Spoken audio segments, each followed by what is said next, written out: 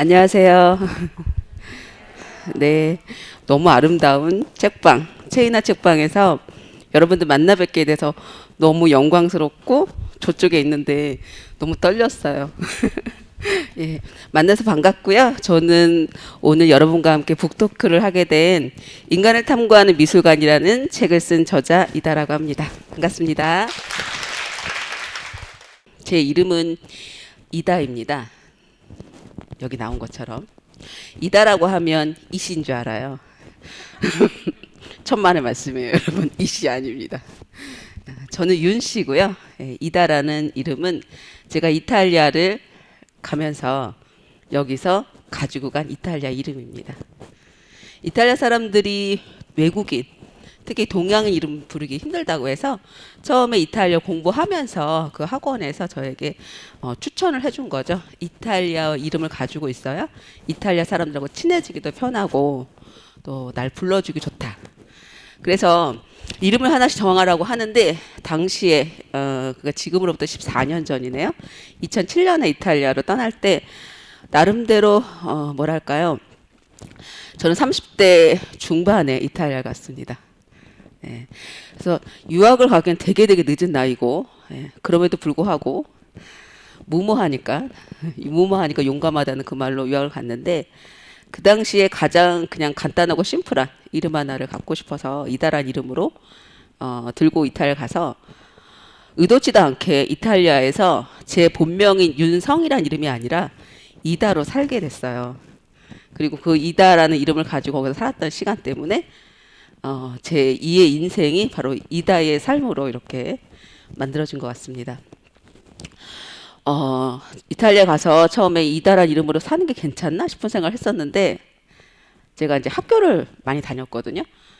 근데 학교 가니까 선생님들이 제 원래 이름은 성인데 이 성이란 이름이 이탈리아어에는 어 발음이 없습니다, 여러분. 어가 없습니다. 참 우리나라 사람들이 섬세하잖아요. 혀도 섬세하다는 거. 그래서 제 이름을 선생님들이 못 부르시는 거죠. 제 한국 이름을 굉장히 어려워하세요. 수니, 소니 막 이러면서. 그러다가 제가 저는 이탈리아 이름이 있다. 그러면 선생님들이 바로 얘기하십니다. 브라비시마. 그래서 이탈리아 이름 이다란 이름으로 꽤 오랫동안 살게 되었습니다. 14년 동안 이탈리아에서 처음에 갔던 게 이탈리아 복원을 배우고 싶어가지고요. 말 그대로 그 복원 유학을 위해서 이탈리아를 떠났고요. 가서 한 3년 정도만 사실 길게 공부할 생각도 없었고요. 그럴 여력도 안 됐고, 그럴 수 있는 어떤 뭐랄까요, 제 자신을 믿지 못했죠. 그럴 수 있을 거라 생각하지 못했죠. 그런데 막상 너무 아름다운 공부를 배우기 시작하고 이탈리아라는 나라의 매력에 빠지기 시작하고, 그 다음에 미술이 주는 힘이요. 거기에 빠지기 시작하자 거기서 헤어나올 수가 없어서 14년 동안 뜻하지 않게 원래 3년만 공부하고 계속 거기서 일이나 하면서 살려고 했는데, 그게 이어서 그렇게 14년 동안 많은 학교를 거치면서 공부를 하게 되었습니다. 이번에 낸 책, 인간을 탐구하는 미술관이라는 이 책은 어떻게 보면 제가 그곳에서 의도치 않게 10년 넘게 같은 분야에서 계속 공부를 하면서 느끼고, 물론 배운 거죠. 그렇지만 유학을 통해서 배운다는 것 자체가 단순한 지식뿐 아니라 그 나라의 풍토, 그 사람들의 철학, 그리고 그 사람들이 우리 한국 사람들이 갖고 있는 특유의 뭔가처럼 이탈리아인들이 보는 미술에 대한 그들의 진심이요. 그거를 제가 가장 가까이 느끼고 배웠기 때문에 뭐랄까요, 저도 모르게 벅찼던 그 시간들을 나누고 싶은 마음도 있었고, 그런 생각으로 쓰기 시작한 책이 이번에 나온 인간을 탐구하는 미술관이라는 책이고요. 이 책이 나오는 순간까지 제가 거기서 만났던 사람들, 그리고 했던 공부, 그리고 여러분에게 바로 제가 느끼는 인간을 탐구하는 미술관의 이 책 안에 있는 미술에 대한 이야기, 그걸 좀 전해드리고 싶습니다. 여기가 제가 첫 번째 복원 학교입니다. 제가 왜 복원 공부를 하게 됐는지 그거 궁금하신 분들도 계실 것 같은데 그냥 했어요. 저는 어릴 때부터 사실은 미술 좋아했고요. 어릴 때부터 하나밖에 좋아하는 게 없었습니다. 딱 그게 미술이었거든요. 근데 그 미술로 제가 갈 수 있는 길이 별로 없다고 생각했어요. 그런데 어느 날 냉정과 열정사이라는 영화를 보게 된 거죠. 그 영화를 보는 순간 꽂힌 거죠. 저거다. 해서 정말 제가 좋아했던 그런 작품, 그러니까 정말 미술 좋아하는데 미술 작품하고 둘이 대화할 수 있대잖아요. 거기 안에. 그걸 해보고 싶은 생각이 들어서 한 2년 정도 고민했던 것 같아요. 아주 평범하게 살다가. 그래서 그 저의 평범한 제 삶의 길을 버리고 이 복원사가 되기 위한 유학을 시작을 했습니다. 나이 34세. 그래서 알아보니까 피렌체에 있는 조그만 복원학교가 있다고 해서 거기서 한 3년 공부하면 복원사를 일을 할 수가 있대요. 그래서 정말 단순하게, 여러분 유학은 특히 나이 들어서 가실 때는 복잡하게 생각하시면 못 가십니다. 그냥 일단 저지르시는 거죠. 핵심이 뭐냐면 저지른 다음에 포기만 하지 않는다면 반백살이 돼도 괜찮다는 거죠. 예, 그런 거 희망을 드릴게요. 자, 그래서 제가 첫 번째 갔던 학교가 바로 피렌체 복원학교입니다. 여기는 메디치 별장이고요. 빌라 페트라리아라고 부르는 메디치 별장으로 사실 관광객들이 와서 이 별장을 감상하기도 하는 곳이에요. 아름다운 정원이 있죠. 여기 안에 2층, 3층에는 멋진 곳을 사람들이 관람을 할 때 저희 복원학교는 여기 1층과 지하에 있습니다. 네, 그래서 거기서 공부를 했고 복원이 어떤 것인지 여러분에게 간단하게 한번 보여드리면 이런 과정들을 갖고 있습니다. 여기 지금 두 번째 보이는 뭔가를 이렇게 확대경이죠. 확대경을 쓰고 누군가가 이렇게 기다란 막대기를 이렇게 하고 있는 거 있잖아요. 먼저 복원하는 첫 번째 과정은 일단 이것이 어떻게 무엇이 잘못되어 있는지 어디가 망가졌는지를 보기 위해서 제일 먼저 뭐 하냐면요. 이것을 구성하고 있는 재료. 이 작품은 어떤 재료로 그려졌는지, 어떤 재료 위에 그려졌는지 요거를 보는 거거든요.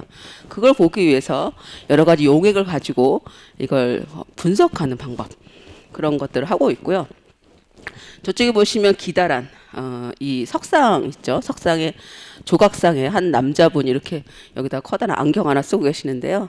저거는 루카 델라 로피아라고 부르는 이탈리아 르네상스 작가 중에서 도나텔로라고 부르는 이탈리아 르네상스의 선구자 도나텔로와 동시대의 양대 조각의 산맥이었던 루카 델라 로피아라는 분이 계시죠. 그분의 나무 십자가상입니다. 그러니까 학교라고 해서 그냥 학교가 아니라 대부분 다 이렇게 최고의 걸작들을 그대로 만질 수 있다라는 거죠. 그게요, 우리가 보는 그냥 일반적인 거하고 그리고 걸작을 만드는 것이 왜 다르냐면 여기서는 보통 이제 일반적인 작품들, 그냥 적당한 어떤 그 작가들의 작품들 그리고 최고의 작품을 동시에 합니다. 차이를 알아보기 위해서요. 왜 이 작품이 걸작이 됐는지. 그래서 그 작품을 분석하고 계시는 분이시죠. 이탈리아 복원이 궁금하시면 냉정과 열정 사이라는 영화를 한번 보시면, 일본 영화죠. 2001년에 만들어진 그 영화를 보시면 여러분이 저기 나와 있는 과정이 무엇인지 볼 수가 있는데, 복원사 하면 사람들이 가장 많이 궁금해하는, 그러니까 떠올리는 장면이죠. 그림 위에다 다시 이렇게 그림 망가진 부분을 다시 덧칠해서 색칠하는 부분, 그 부분을 보여주고 있죠. 이거는 우리가 상상할 수 없었던 일들이죠. 그림 위에 막 이렇게 마치 걸레 닦듯이 그림 위로 문지르고 닦고 별짓 다 합니다. 그림이. 그래서 이런 걸 한번 보여드릴게요. 네, 저런 과정을 하고 있는 학교가 아까 보셨던 그곳에 있죠. 예, 그리고 거기 보시면 이제 그 학교 내부예요. 다양한 그 복원의 과정들이 이루어지고 있는데 다른 나라 학생들이 특히 이탈리아는 복원을 잘할 수밖에 없는 그런 역사가 깊어요. 복원의 역사 자체가 500년이 됐고요. 예, 그리고 보시다시피 이게 현대 복원 자체도 거의 100년이 넘었기 때문에 다른 나라에서도 많이 견학을 오시거든요. 저희 보시면 이제 저게 교실 중에 하나고요. 그리고 저쪽에 있는 사람들이 이제 미국에서 학생들이 견학을 온 거예요. 그래서 밑에 보이는 작품, 저런 작품을 이제 이렇게 전데요. 제가 하던 그 과정들을 하나하나 이렇게 사진들을 다시 사진첩을 정리하면서 봤는데 내가 이런 걸 하고 있었구나. 여러분께 보여드리려고 가져왔고요. 여기 보이는 작품은 지금 보시는 저 학생들한테 저는 이런 걸 제가 하고 있었는지 기억을 못했는데 제가 설명을 하고 있더라고요. 영어를 하시는 분들한테 이태리 말로 설명을 했습니다. 옆에서 이렇게 있는데 선생님이 네가 설명해봐. 그래서 이렇게 했는데 역시 근데 다 통하는 것 같더라고. 막 고개를 끄덕이세요.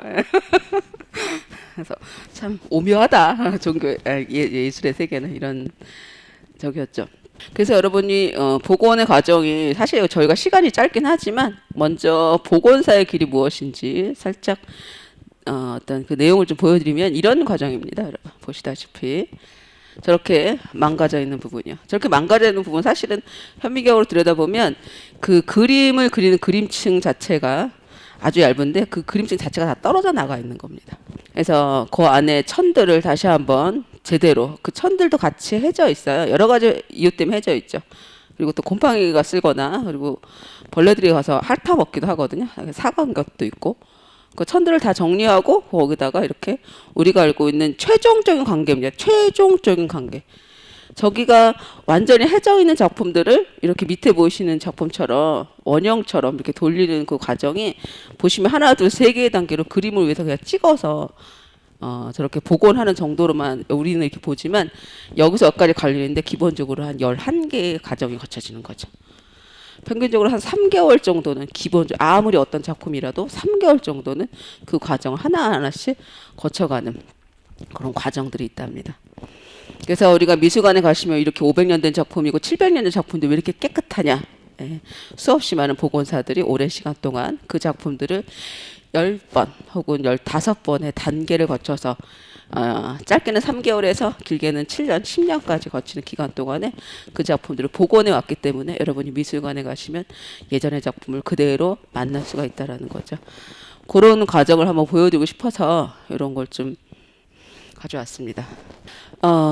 복원하던 친구를 여러분께 한 명 소개해 드릴게요. 그 복원하는 것 자체는 그러면 저는 사실 이제 아무것도 모르고 갔었습니다. 그래서 이탈리아도 새로 배우고 그리고 거기서 이 그림을 복원할 때 어떻게 하는지 아까 보셨던 그런 과정을 배우는 데만 최소 3년이 걸려요. 그래서 3년의 과정, 기술적인 부분 그리고 그걸 좀 스킬처럼 약간 익히는 부분 그렇게 했는데 그 복원사들이 망가진 작품을 새로 이렇게 복원을 해놓으면 마치 마술사 같지 않습니까? 그죠? 막 엉망진창이 되고 흐린 색깔 자체도 보이지 않고 어딘가는 막 이렇게 색이 변질돼서 시커매지고 막 이런 부분을 싹 우리는 복원 전, 복원 후 이것만 보거든요. 마술사 같아요. 너무 깨끗해지고 색깔 너무 예뻐지고 막 이렇게 나오거든요. 근데 그 과정에서 복원사들이 이렇게 없는 거를 혹은 망가진 걸 새로 만든다고 해서 자신이 말 그대로 이 그림의 마법사가 됐다라고 생각하면 오산이라는 거죠. 제가 볼 때는 물론 모든 분야가 마찬가지일 수 있겠는데 특히 오래된 작품을 복원하는 이런 작업을 할 때 가장 중요한 것은 그 작품에 대한 책임감이죠. 그렇지만 그 책임감은 그 작품을 완전히 만들어내는 책임감이 아니고요. 그 작품을 가장 최소한으로 훼손을 가장 최소화시킬 수 있는 책임감인 거죠. 그래서 모든 작품은 실수를 통해서 망가진다라고 하는 게 복원사들이 가지고 있는 기본적인 생각입니다. 작품 앞에서 가장 첫 번째 해야 될 거는 겸손함. 사실 그걸 보여주는 사례예요. 제가 실제 겪은 일인데 이 친구는 저랑 같이 공부하는 학생이에요. 예쁘죠? 엘리자베타라고 하는데 아주 해맑게 웃고 있죠. 앞으로 자기에게 닥칠 어떤 일이 어떤 것인지 모르고 저렇게 해맑게 웃고 있는데 복원을 하다 보면 사실은 실수를 많이 합니다, 여러분. 그래서 한 번은 이제 저 친구한테 그런 일이 있었어요. 이렇게 그 작품은 1700년대 작품이었는데요.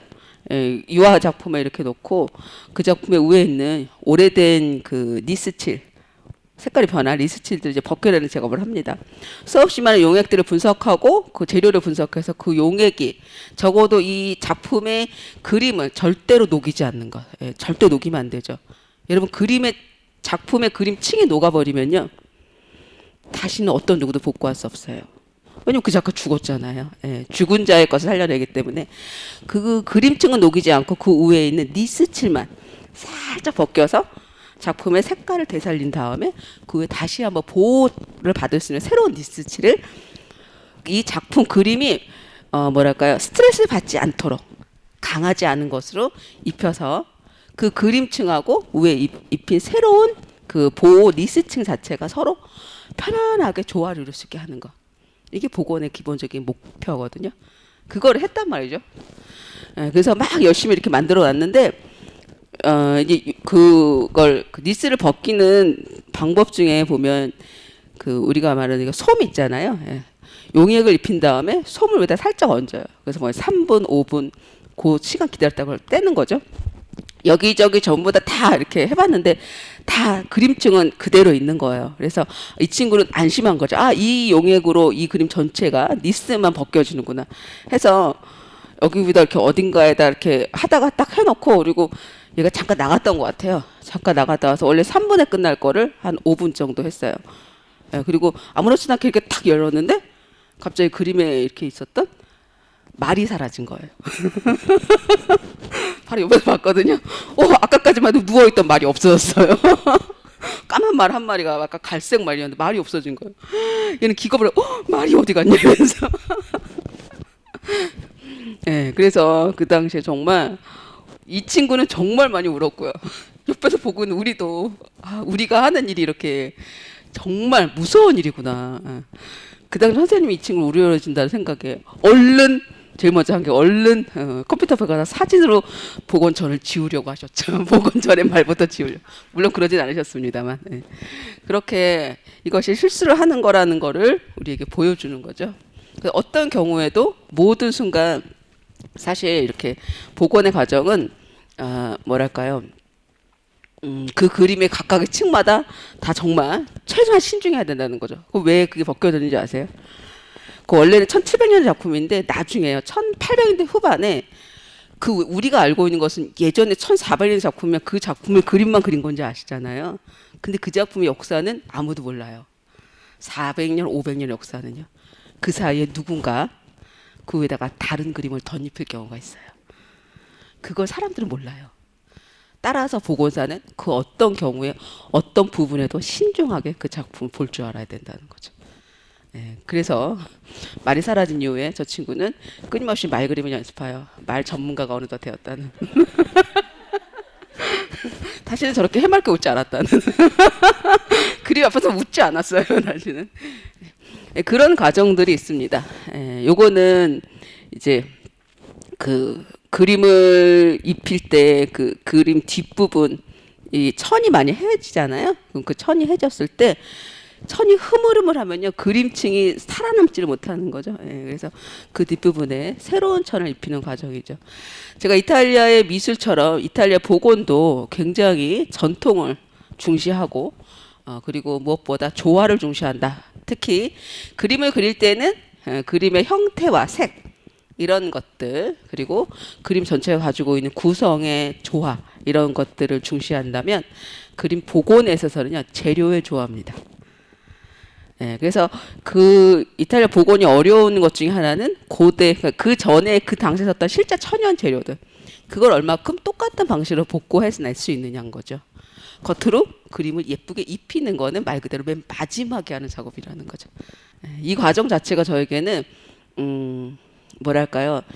그 르네상스 미술을 이탈리아에서 발전했던 이유하고도 같다고 생각해요. 끊임없이 그가 갖고 있는 모든 것들을 머리부터 발끝까지 연구하는 거죠. 작품이 가지고 있는 것, 재료, 그 작품의 역사 이런 것들 다 연구해서 그 작품을 이해한 다음에 그 작품을 복원하는 것. 이게 이탈리아 복원의 원칙인데요. 한 사람을 머리부터 발끝까지 다 본 다음에 그렇게 다 본 후에 그것을 우리가 이해하고 그것을 그림으로 옮기는 것. 이것이 이탈리아에서 특히 피렌체에서 나왔던 르네상스 미술하고 비슷하다고 저는 그렇게 느꼈습니다. 이거 역시도 그런 과정입니다. 이렇게 이건 뭐냐면요. 천과 천을 덧대야 되는데 과거의 천, 그 옛날에 500년 전 천 외에 오랫동안 500년 됐으면 여러분 되게 해지거든요. 무엇보다도 탄력성도 없어지고요. 그런데 거기 위에다가 새로운 천을 덧댔을 때 새로운 천은 말 그대로 굉장히 강하고 탄력이 있죠. 서로 움직일 때 하나는 되게 열심히 움직이고 하나는 힘이 없이 이렇게 움직여요. 노인과 청년을 같이 결합시킨다고 보시면 됩니다. 그래서 그 노인 위에다가 청년을 입힐 때 청년이 노인을 도와줘야 되는 거거든요. 그래서 이 청년을 노인화시키는 거, 노후되게 만드는 거, 그렇게 하는 거. 그리고 이 두 천들이 결합을 할 때 그 접착제 있잖아요, 여러분. 딱풀로 하지 않습니다. 그래서 그 풀 자체가요, 500년 전에, 아니요, 한 700년 전에 나왔던 그 역사적인 전통 재료들이 있거든요. 그거를 지금도 그 옛날의 방식을, 레시피죠. 그 방식을 그대로 씁니다. 근데 그 방식을 쓰는 방법, 이런 것들을 배우는 거죠. 이게 전통을 그대로 이어가는 것. 1300년대 초반에 체니노 체니라는 분이 계세요, 이탈리아에. 그분이 쓰신 책이 있습니다. 그분이 이탈리아의 재료 그리고 미술의 기법 이런 것들을 다 정리한 책이 지금도 이탈리아 서점에 가면 그대로 있어요. 그 책을 가지고 배우는 겁니다. 그래서 말 그대로 이 시간을 되돌린다는 것 자체가 그 당시의 기법과 그때의 모습을 재료까지도 그대로 옮기는 것이라는 것을 보여주는 거죠. 여기는 제가 그렇게 보건학교에서 배웠던 이탈리아 보건 자체도 이렇게 긴 전통과 그리고 그 작품이 가지고 있는 역사를 존중하면서 간다라는 거를 배운 후에 그 다음에 다녔던 보건연구소인데요. 보건연구소 다녔는데 피렌체에 다녔는데요. 저 위에 있는 거하고 밑에 있는 거하고 다른 장면이거든요. 저 위에는 어때요, 여러분? 저 위하고 밑에하고 보니까 공간이 어때 보이세요? 같은 공간 같아 보이세요? 아니시라고 하시는군요. 같은 공간이거든요. 예. 저 위에는 그 유명한 냉정과 열정사 영화의 한 장면입니다. 밑에는 저기 앉은 건 저거든요. 예. 바로 그 공방이에요. 예. 이 영화를 보고 복원에 꽂혀가지고 고민하고 그리고 그렇게 전통을 어떻게 지키고 작품의 역사를 어떻게 그들이 탐구하는지를 보면서 복원을 배운 후에 보고 공방을 가게 되는데 바로 실제로 그 영화를 촬영했던 공방을 가게 된 거예요. 여기가 스테파노 스카르벨리라는 이탈리아 피렌체의 아주 유명한 복원사분의 공방이었는데요. 거기서 이제 이렇게 작품을 하게 돼서 이런 거구나 하는 걸 배웠죠. 저 위에서를 보시면 다 흰색 가운 입잖아요. 실제로 거기서는 까만색 가운을 입습니다. 우리는 흰색 가운 안 입어. 이러시면서. 왜냐하면 이게 흰색 가운은요, 그 작품에 색이 비쳐요. 네. 보통 작품들 중에서 지금은 이제 천 작품 많이 하잖아요. 1400년도 후반부터 베네치아 화파로부터 캔버스천에 그림을 그리는 그 화법이 생겼습니다. 그러나 그 전에 있었던 보통 1500년 초반까지만 해도 유럽의 미술은 전부 나무 패널 하우에 그림을 그리거든요. 반질반질하게 만들어서 그림을 그리기 때문에 거기 위에 칠해진 니스들 그리고 오랜 시간 동안 마모되면서 더욱더 반질반질거린 자체가 마치 하나의 대리석처럼 반짝반짝거려요. 거기서 흰 가운을 입고 작품 앞에 서서 이렇게 잘못된 부분을 다시 복구하기 위해서 똑같은 색깔을 입히거든요. 내 흰 옷 가운 여기 비쳐요. 네, 여기서 내가 이걸 볼 수 있는 그림층에 있는 색을 보는데 방해를 줍니다. 실제로 저렇게 검정색 옷을 입고 그림을 합니다. 그래서 거기서 배웠던 것 중에 거기서 했던 작업 중에 어떤 게 있는지 한번 보여드릴게요. 이거는 1400년도 후반 보티첼리와 동시대에 살았던 굉장히 유명했던 작가분의 작품인데요. 요거는 이런 것들은 뭐냐면 어떤 멋진 그림 있잖아요. 중요한 그 종교와 작품 위에 덮는 덮개입니다. 덮개. 나무판인데 마치 장롱의 문짝 같은. 예. 근데 그건 역시도 저렇게 멋있게 만드는 나무 패널하에 만들어진 겁니다. 저런 작품들은 이제 우리가 가서 복원하는 거죠. 예. 나무로 되어 있고 나무 사이사이에 이렇게 있는 이런 작품에서 가장 핵심적으로 중요한 건 뭐냐면 저 나무예요. 나무 복원이라는 게 있거든요. 이 나무가 휘어지기 때문에 휘어진 나무를 다시 원래 모양으로 되살리거나 더 휘어지지 않게 만들어가는 과정. 이런 것들은 복원사가 하지 않습니다. 너무나 섬세한 작업들 단 한 개도 망가지면 안 되기 때문에 이탈리아 복원은 굉장히 세분화되어 있어요. 나무 복원하시는 전문가가 따로 존재합니다. 예. 그래서 오랜 시간 배웠다고 해도 그걸 한 사람이 다 전문가가 만들 수 없다는 거죠. 각 분야의 전문가가 자신의 분야에 최선을 다해서 맡아가면서 하는 것. 이것이 이탈리아 복원의 기본 원칙이더라고요, 보니까. 그래서 이런 식으로 이제 하얗게 저기한 부분은 석고를 입힌 다음에 보시죠. 이렇게 석고를 과정입니다. 색깔을 맞춰가는 건데요. 색깔을 맞춰갈 때 기본적으로 이탈리아는 복원 자체가 똑같이 색깔 맞히지 않아요. 왜 색깔을 똑같이 안 맞힐까요? 가운데 지금 비어 있잖아요.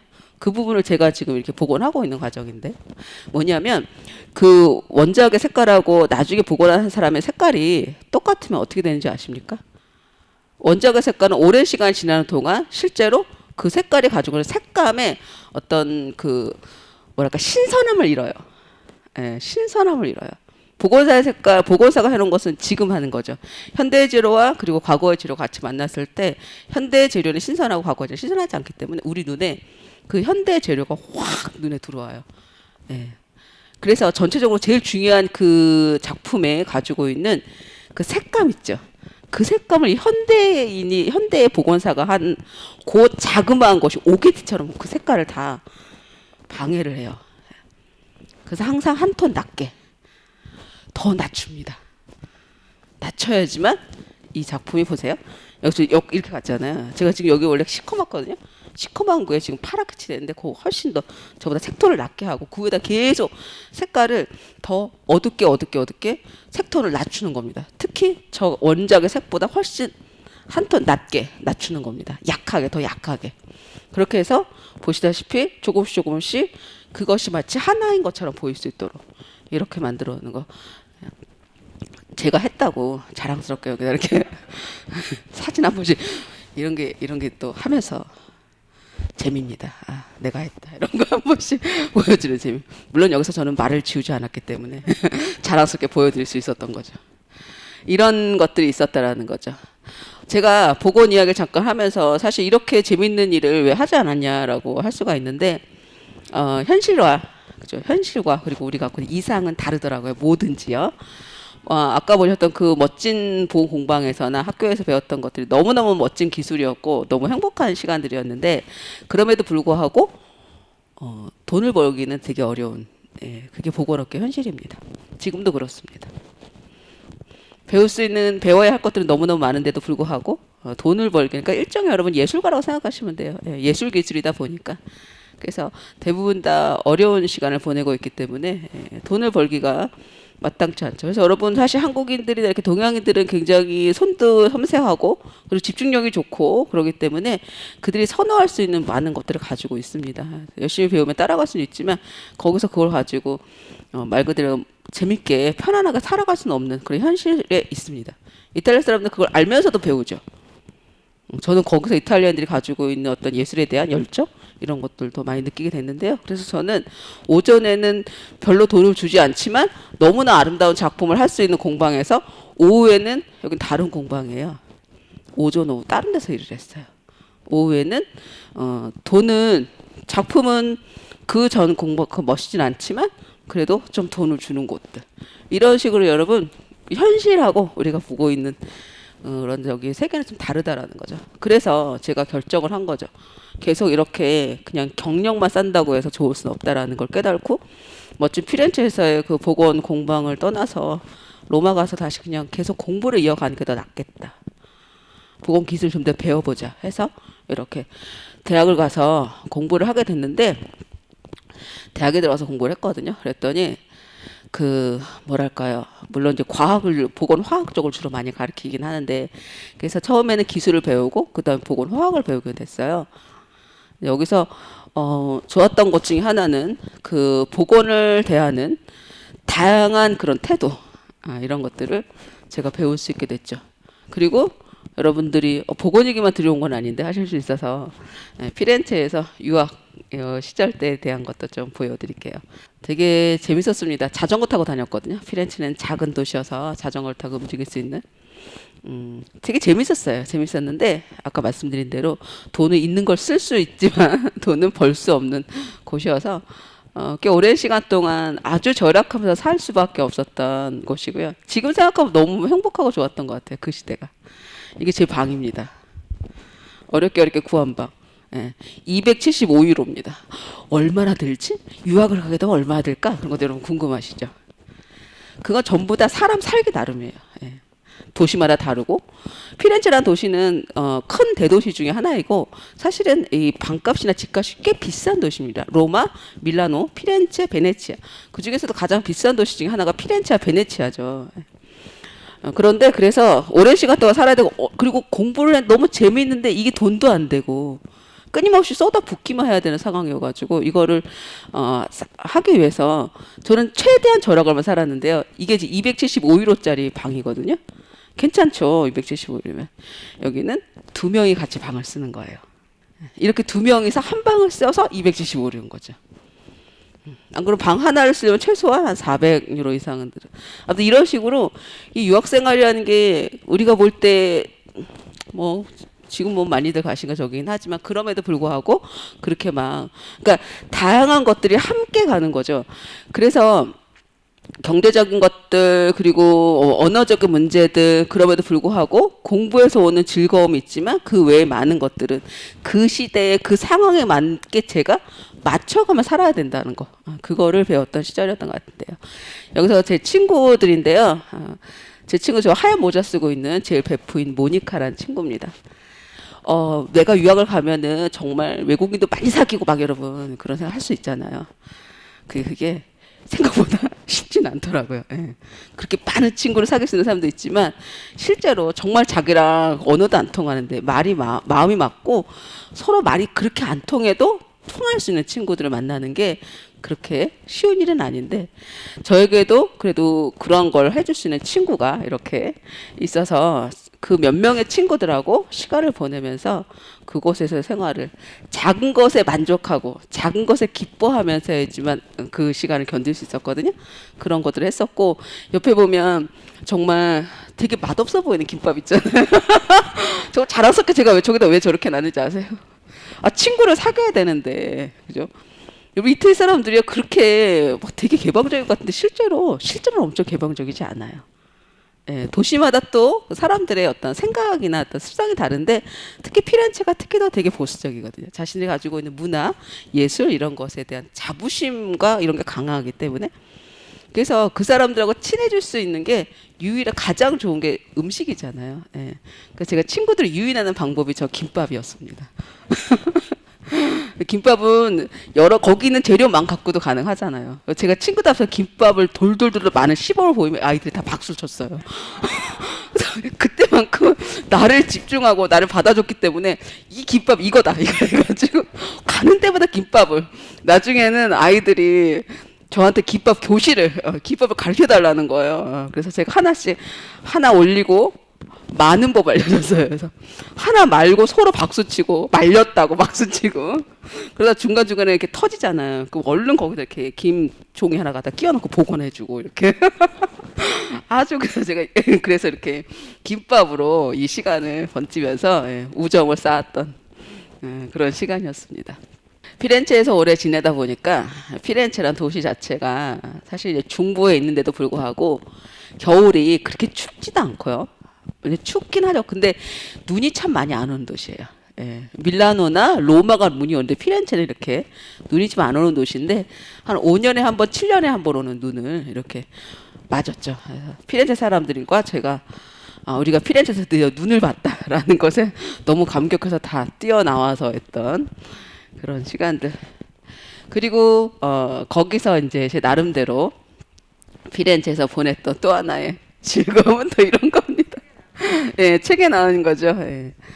어떻게 거기서 시간을 보낼까 하면 다른 거는 다 저긴데 어쨌든 외롭잖아요. 예. 친구들이 있고 해도 외롭지만 보건 미술이라는 작품을 만지고 하는 그거 공부하는 너무 재밌는 거예요. 그래서 그 시간이 정말 너무 그 시간 너무 좋았어요. 좋았는데 또 그 시간만 사람이 살 수는 없는 거잖아요. 그 시간이 지나면 외롭죠.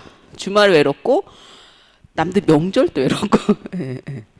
예, 그렇게 외로울 때 제가 여기저기 일요일마다 성당을 찾아다녔습니다. 성당 가서 그러니까 너무 성당들이 예뻐서 여기 성당 가서 또 미사 보고 저기 성당 가서 미사도 보고 막 그랬는데 그러다가 미켈란젤로 언덕 있잖아요. 예. 미켈란젤로 언덕 하면 거기에 그 멋진 미켈란젤로 언덕에서의 피렌체 풍경 그리고 그 옆에 보시면 산 미니아토라고 하는 아름다운 로마네스크 양식의 성당이 있는데 그 바로 옆에 프란체스코 성당이라고 자그마한 색깔조차 보이지 않는 성당이 하나 있거든요. 거기를 우연히 들어갔는데 바로 저렇게 한국인 수사님 두 분을 만나게 된 거예요.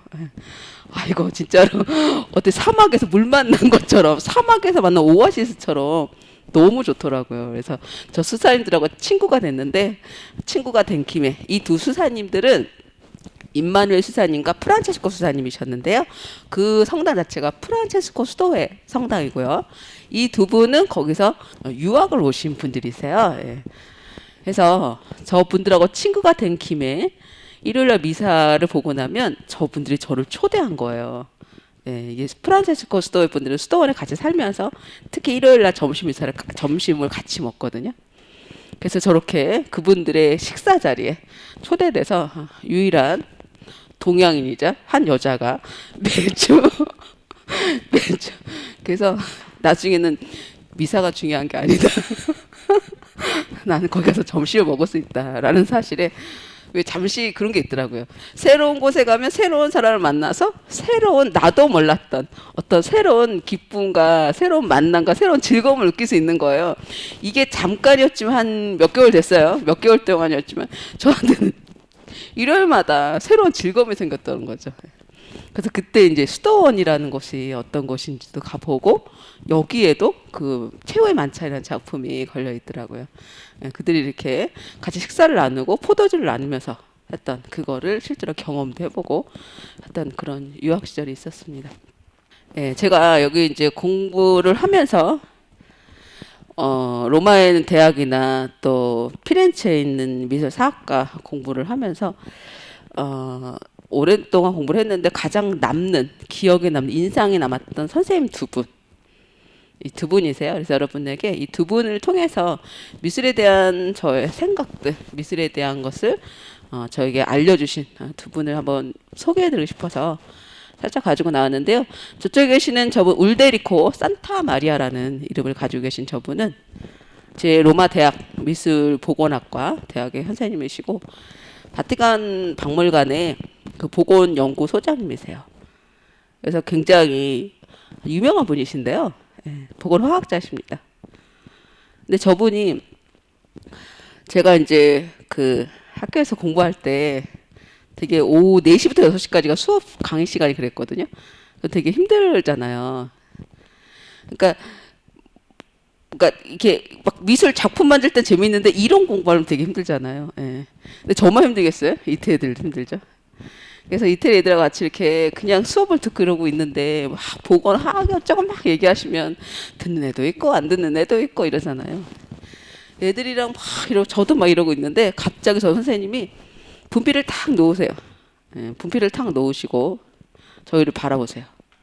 너희들이 왜 보건화학을 배워야 되는지 아니? 이렇게 얘기하셨어요.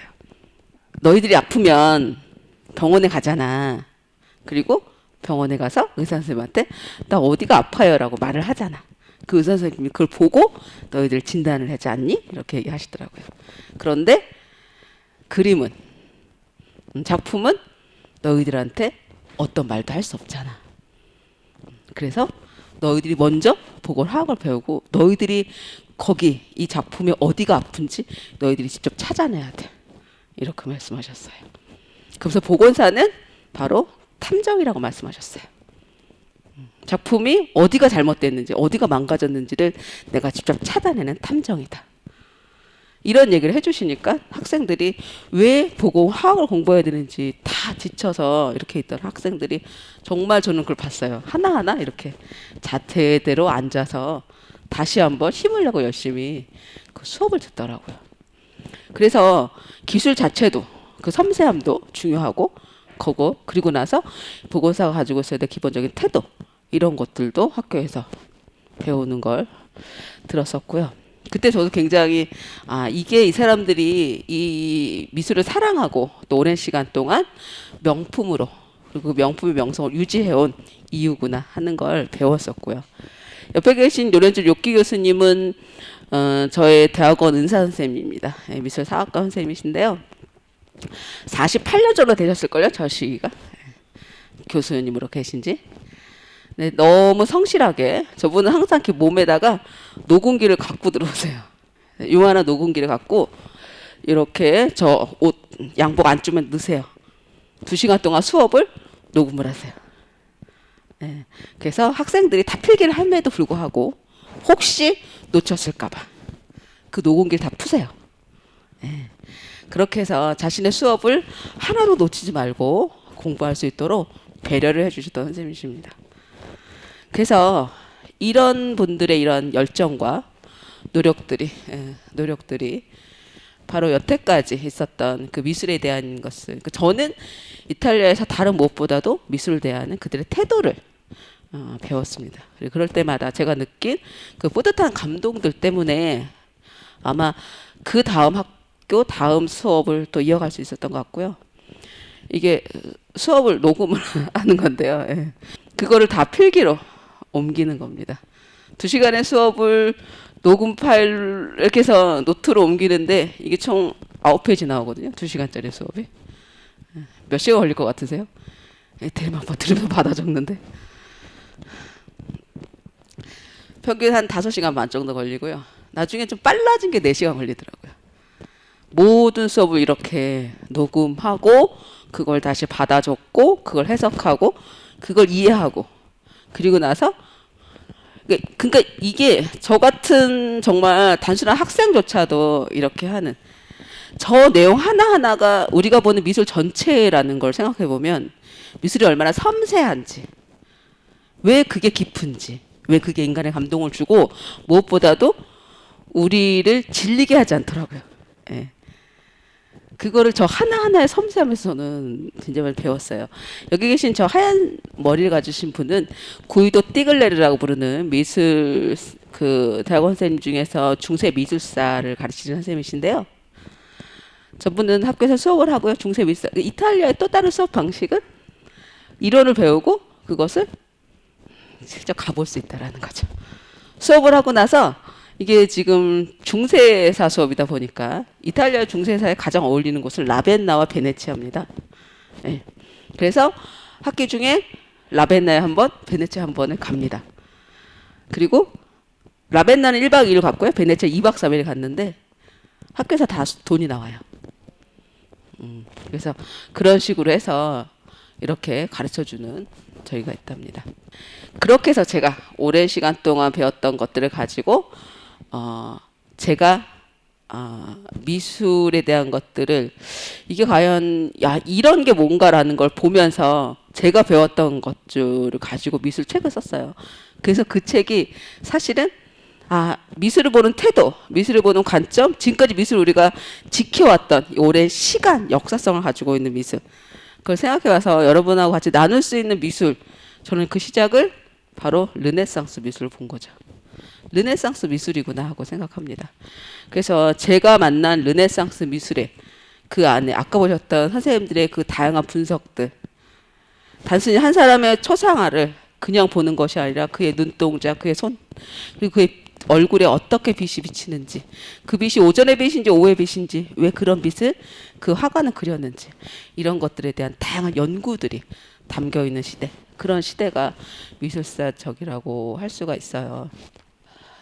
그래서 제가 그 이탈리아 미술에 대한 것들을 배우면서 감동을 받았던 또 하나의 장소가 있어서 여기를 한번 여러분께 소개해 드릴게요. 여기는 피렌체 그리고 로마, 파리 그리고 뮌헨과 베를린에만 있는 막스 프랑크 재단이 소유하고 있는 미술사 전문 도서관입니다. 전 세계에 5개밖에 없는데 여기 한 곳을 이제 갈 수 있게 되었는데 전 여기서 그러니까 우리가 미술관이 그렇게 전 세계 많은 것처럼 그 미술관에는 수많은 작품들을 기본적으로 작품의 태생부터 그 미술이 이루어지는 과정, 거기는 작가를 연구, 복원의 과정까지 모든 것들을 다 담아낸 그런 도서관들이 실제로 존재하고 그 도서관에서 수없는 학자 여기 가면요 진짜 나이 드신 학자분들만 계세요.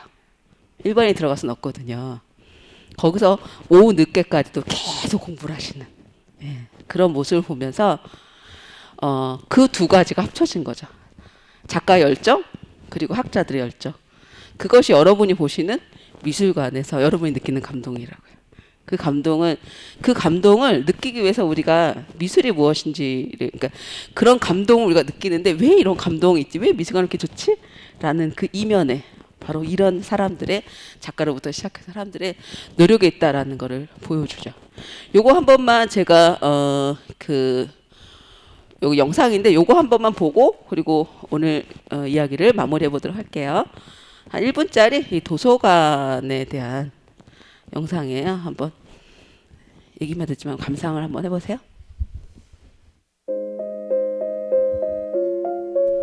겉에서 보면 저렇게 그냥 건물인데요. 내부에 들어가시면 여기는 그 도서관 안에 있는 자그마한 정원입니다.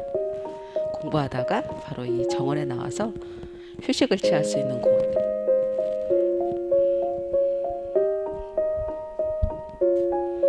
보시는 저 건물들 지금 기다란 형태의 기역자 건물이거든요. 네. 이 기역자 건물 겉에서 보면 3층인데 지하 2층까지 해서 총 5층입니다. 내부 전체가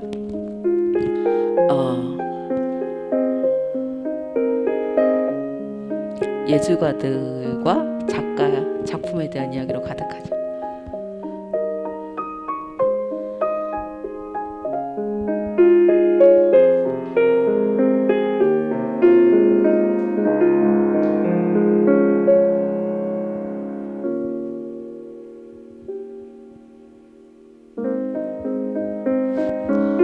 여기를 처음 들어가게 됐을 때 너무 좋아가지고 엄청 뛰어다녔어요. 여기 지금 보시면 1966년 11월 4일 날 아르노강의 범람해서 이 도서관 여기까지 물이 찼었다. 바로 그 표시입니다.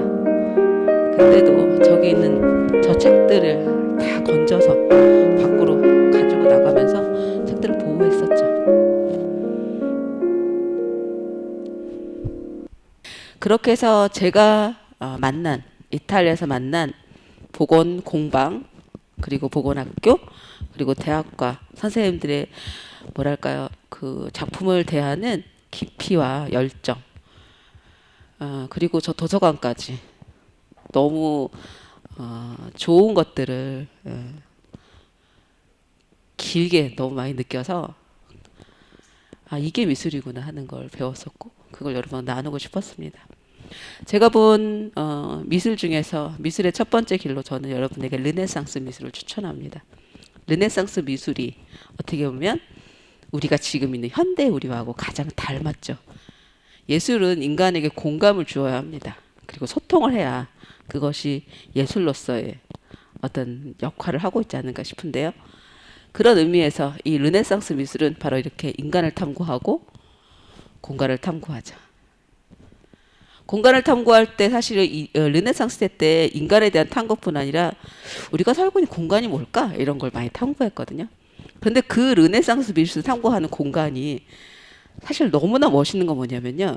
공간을 그대로 아름답게 그려내기 위해서 수학을 쓰고 원근법이라는 걸 발견했죠. 3차원의 입체적인 공간을 만들어가는 방식, 그거를 르네상스에서 발견했대요. 그걸로도 이미 박수를 칠 만큼 우리가 살고 있는 이 세상을 우리에게 알려주는 거죠. 바로 이 형상 언어라는 언어로 우리의 공간, 우리의 세상, 그리고 우리 인간에 대해서 알려주는 것이 미술이거든요. 그런데요, 보십니까? 아까 보셨던 바로 이 공간을 탐구했던 피에로 델라 프란체스카, 이 작품에 이렇게 수학적으로 공간을 3차원으로 그리는 방법을 발견한 것도 르네상스의 핵심이지만요. 뭔지 아십니까? 이것은 공간에 대한 새로운 표현법인데요. 빛을 통해서 시적으로 공간을 표현하는 방법이죠. 여러분, 인간에게 공간을 볼 때 우리가 인간의 감성을 건드려서 공간이 가지고 있는 아름다움을 빛으로 표현하는 것. 이것도 연구하기 시작한 거죠.